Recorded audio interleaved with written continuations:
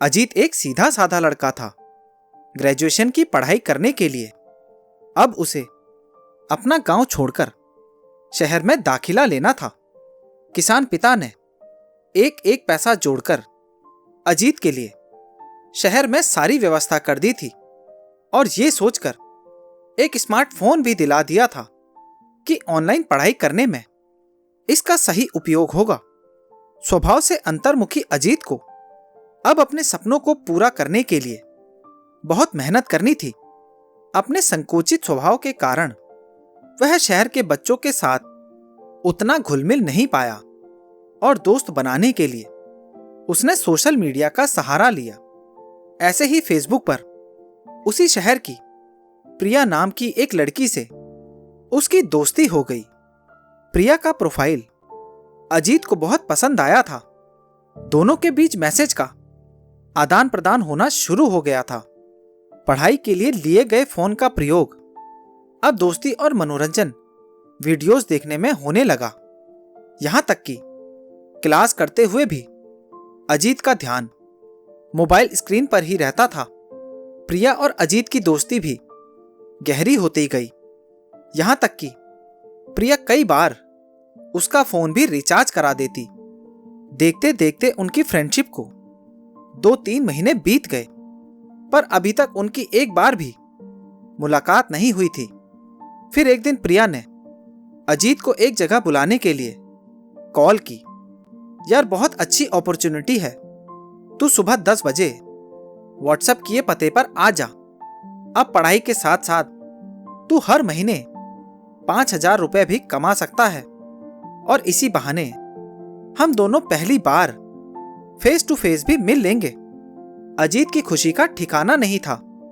लड़की से मिलने की खुशी और पैसा कमाने का अवसर मिलने की बात से वो फूला नहीं समा रहा था। अगले दिन वह सुबह जल्दी उठा और तैयार होकर प्रिया के दिए हुए पते की ओर बढ़ गया। वो शहर से कुछ दूर थी, इसीलिए अजीत उधर जा रही एक बस पर सवार हो गया। 1 घंटे के सफर के बाद आखिरकार वो पूछते पूछते दिए हुए पते पर पहुंचा। अभी वह दरवाजा खटखटाता कि इससे पहले एक कार उसके पास आकर रुकी। उसमें से 45-50 साल का एक अधेड़ व्यक्ति बाहर निकला और बोला, सुनो बेटा, क्या तुम्हारा नाम अजीत है? अजीत बोला, जी अंकल। व्यक्ति बोला, मुझे प्रिया ने भेजा है। दरअसल अचानक मीटिंग का स्थान बदल गया है। आओ कार में बैठो, मैं तुम्हें सही जगह ले चलता हूं। अजीत फौरन कार में बैठ गया और वो आगे बढ़ गए। व्यक्ति ने अजीत की केयर करते हुए उसे पीने के लिए फ्रूटी दी।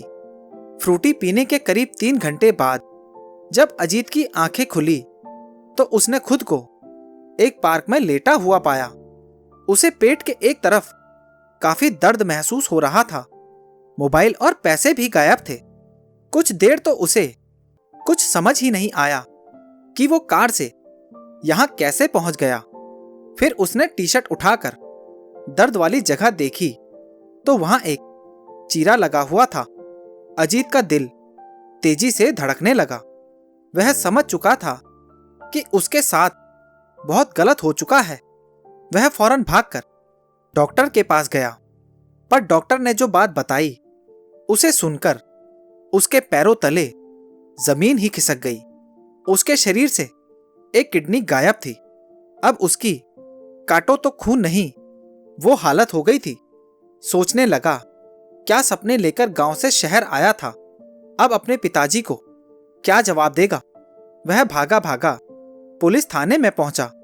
वहां जाकर तो उसके सामने डिजिटल दुनिया की सारी सच्चाई सामने आ गई।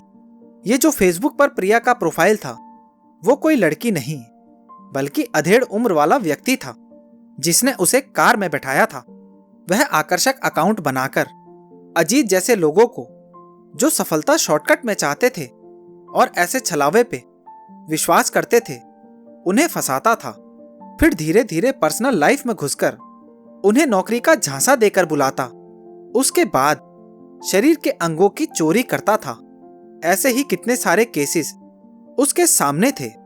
सोशल मीडिया पर सोशल ना होकर अगर अजीत वास्तविक दुनिया में सोशल होता तो शायद ऐसी नौबत ही नहीं आती।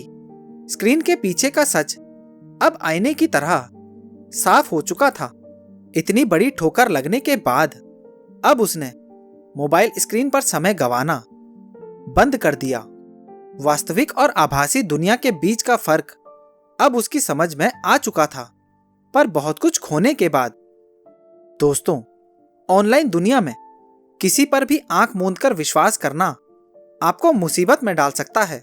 इसीलिए सोशल मीडिया और इंटरनेट का प्रयोग पूरी सावधानी के साथ करें ताकि आपको कभी अजीत की तरह पछताना ना पड़े।